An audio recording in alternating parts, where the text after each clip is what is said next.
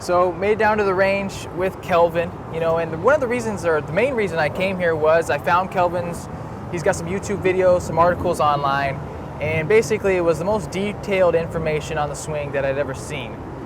So basically Kelvin has his own way of doing his research, whether it's video camera, phantom, and really trying to just study how the human body works. Yeah, I guess how everything works. I mean, it's a curiosity that kind of drives you to try to learn and try to understand each time what's going on from a different perspective, maybe. Yeah, so I mean, one of the things I like about Kelvin, he didn't go in to looking at the best swings in the world with already a preconception of what they are doing, but more in terms of the opposite of, let's take the Hogans and the Sneeds and the Nicklaus and the Tigers and the Dustin Johnsons, the guys who can hit it far, hit it straight, and let's try to figure out what they're all doing in common and teach that. Yeah, I mean, other people have said that they've done it, but then maybe they didn't do such a good job. I mean, if supposedly Ledbetter said that he studied Hogan and Sneed, but again, they're not stalling and flipping and doing all these other things. I think it took a better eye. And that's the thing. Kelvin's worked with was it Haney, Ledbetter, Toski, Ballard, knows about Golf Machine, Morad, second till one plane, and Kelvin's actually come up with really, his own way, not just in terms of what he's seen is the best, most efficient ways to swing the golf club through the grades. It's pretty simple. Yeah, I mean, I think it's not so much what people did or whatever. It may be more along the lines of what is the teacher's interpretation, how they're presenting the information. Because when we looked at, and we'll take a more detailed look, but at Mac O'Grady's swing, he's right side loaded. He's doing a lot of what the top guys did, and then maybe just before impact, he might have released his lateral bend, and he kind of changed that part a little bit. But then he's doing virtually everything else. But then when you actually see what he actually is telling people to do now, it's quite different than what he actually did. So it's kind of like, do as I say, not as I did. Yeah, I mean, we've heard similar stuff like Hogan, where these good golfers tell people what they're doing, and they actually never did that. And that's why I like Kelvin's stuff, because he knows the anatomy of the different, femurs and scapulas and lumbar lordosis, lateral bend, ulnar deviation, radial deviation. That's actually one of the things Kelvin's been teaching me, because somebody like me who wants to become an instructor, I need to understand the anatomy of the body and how it works with an efficient golf swing. Yeah, I mean, you can only go so far if you're only talking about planes and a position versus here's your anatomical movement that, if it's, let's say, an external rotation and somebody's doing an internal rotation, it's two different movements. It's in the opposite directions. And then that could create a change in the plane, but instead of talking about the plane, we're talking about why the plane is steep or why it's too flat. Yeah, not that our students need to know about that stuff, but for me, one of the first things Kelvin told us was understand complexity, teach simply. So for me, Kelvin's been really good at mentoring me with all the very detailed micro, macro moves, muscles, internal, external, adduction, abduction, transverse, and then how can we give people feels and drills to do that? Exactly. So yeah, we're constantly striving to find the easiest way for people to learn.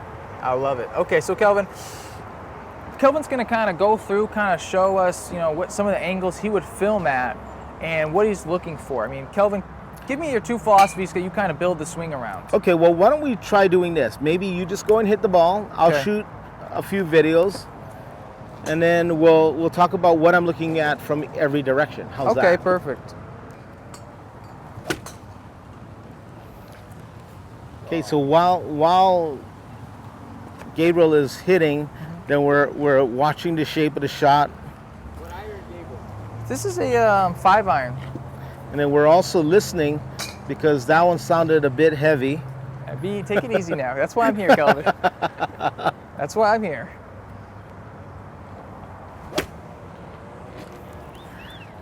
And then we start looking at, I just took a zoom of the body, but we'll shoot another one, zooming in on what the hands and the club are looking like.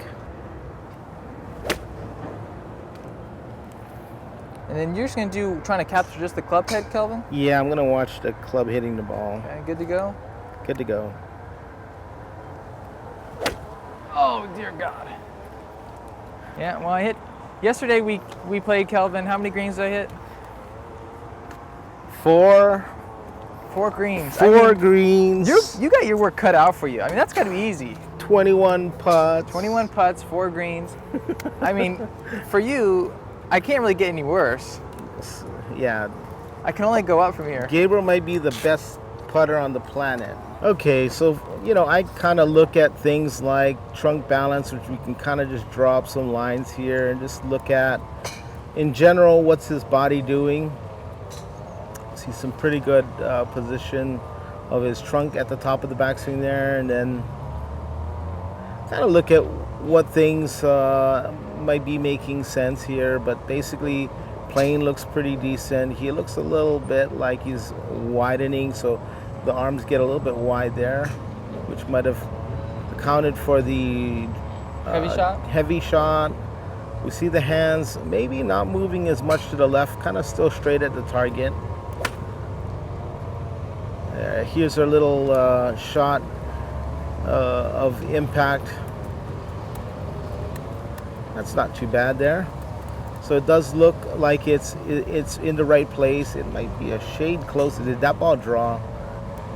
And then you can see closure rate, Kelvin. That's one of the biggest things with you is you don't want to see a lot of rolling during impact. Yeah, when we see bad golfers, sometimes we can see a club face that could be, say that much open. It could be so hugely open 2 frames before impact, and then they're trying to close and oftentimes they're not going to make it, so it goes way to the right, or they can close it way too fast and then they can hook it.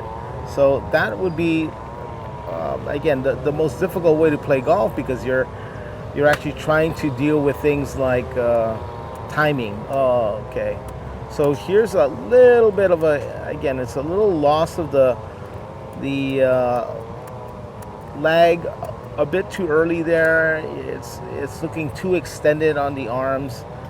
I may not have gotten that at a high enough shutter speed, but the idea is there. So we'll look at stuff like that and see if we could actually be better at holding the angle.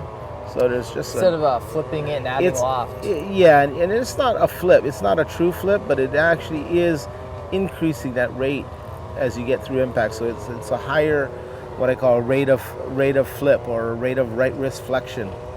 So it does add spin to the ball. It does add some height to it. So we'll see from this angle, maybe, yeah. So it looks a little bit like Gabe's kind of extending the arms a bit, maybe standing up through the shot a little bit just to make some room for the club to get through, right? So we can kind of look at stuff like that. We'll look at what his spine is doing. So here we got a pretty good looking spine, but the left side pelvic tilt is there. So again, which we don't like to see. We want to see level at the top, and then getting a little bit more tilted on the left side as we start down. So that might be, again, the major cause of this, sort of a jumping at impact and stalling and letting the hands go. So that would be kind of the overview, and then I have to use some brain and then say, okay, Gabe, here's the errors and here's the root cause. So if we were to say what's the root cause, we'd have to go back to the pelvic movement, because that's what's causing the lift and jump and then the stall. I mean, Kelvin, one of the biggest things I hear you preach on is rotation, no stalling, and a drive, hold, release pattern. So we're never adding loft, we're never rolling over the face. It's basically what you base your whole, basically trying to get the student to do. Yeah, I mean that would be sort of almost obvious, because I guess as one of the rules is, if you're not rotating well, there's no way you could hold lag or and hit the ball with any kind of power, because in some ways we have a task. We have to hit the ball out there 250 yards, 300 yards, and if your body's not rotating, what else do we have at our disposal to go and make the ball go far? And it would be, well, we're going to use shoulders, arms, and wrists and hands, and basically try to make this motion to hit a ball. And then that's basically going to trigger off all the things we don't want: a casting, the early release, a flip roll, whatever. And it could even be the cause of somebody trying to, or somebody coming over the top, not wanting to, but just inadvertently making errors. So we really got to start to understand then what causes rotation. And it might be a little over everybody's head, but it's spine mechanics actually tell you what's going to happen. If you have this lateral bend and lordosis, we can create rotation on the body from top to bottom. If you're disconnected, if you're lacking lateral bend, or if you're lacking a little bit of lordosis, all you're going to end up seeing is one half of the body, whether it be the top or the bottom, something moving and something not moving. And typically, again, that's going to cause some kind of error in the golf swing that, again, you might be, trying to fix it in many different ways, but if you don't actually get to the root of it and understand what the spine's doing, then you'll maybe never fix it. Yeah, like Kelvin said, that's one of the cool things I'm so grateful that Kelvin's helped me learn, is really to look at how the body's working, and whether it's Dustin Johnson, Tiger Woods, or Rory McIlroy. And so now, Kelvin does a lot of online swing analysis. He's been able to show me what to look for in people's swings in terms of the pelvis and the spine and how this all works together to create or not create rotation. So that's one of the beautiful things about using slow motion, high-speed cameras, is you get to see a lot more of the movements of what the body's doing, even what the club face is doing during impact. I mean, it would make sense you would want to look at the hands and arms during impact, because obviously the more easily you can square that club face up on a consistent basis, the straighter shots you're going to hit. So we're just basically golf kooks, yeah, Kelvin? Just golf nuts, Phantom camera, Casios, the whole kit and caboodle, looking at frame by frame and impact at 20,000 FPSs. Well, that's right. I mean, maybe the other thing we could show is how a swing at real speed, we won't see anything. Yeah. It could look like the prettiest thing on the planet. Yeah. But then when you break it down in slow motion, all of a sudden you see the error. And again, maybe this is the era of high speed, because again, now we've got a iPhone shooting 240 frames per second. I mean, it's just fantastic. Well, that's like me. We played golf yesterday. I hit 4 greens, and yet most people look on my YouTube channel think I have a great functional swing. It looks pretty, but how functional is in terms of jumping out, jumping up, stalling, throwing my hands, and rolling, yeah? But you can't see that in 110 mile per hour club head speed, So that's why you have to have some video evidence, as Kelvin would say, at high speed, so we can see what the hands. Let's see how stable the club face is.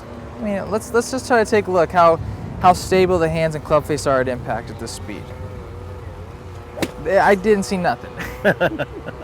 Stable. So I mean, what are we looking at the end of the day? And if you look at enough good players, you can find out a lot more similarities, and we can start throwing that into your swing. Absolutely. Okay, guys, so Hawaii trip has been going amazing so far. I've been learning all the technical terms, just learning it from the instructor's point of view, but also learning all the drills and feels to get people to do it, exercises even. So we've covered everything on the golf swing for the members area, from takeaway to backswing to transition, on what the spine's doing, what your right arm should be doing, what your left arm should be doing, what your pelvis and hips should be doing on the backswing, the downswing, what would be causing some of your stalling, what would be causing your flipping, your rolling.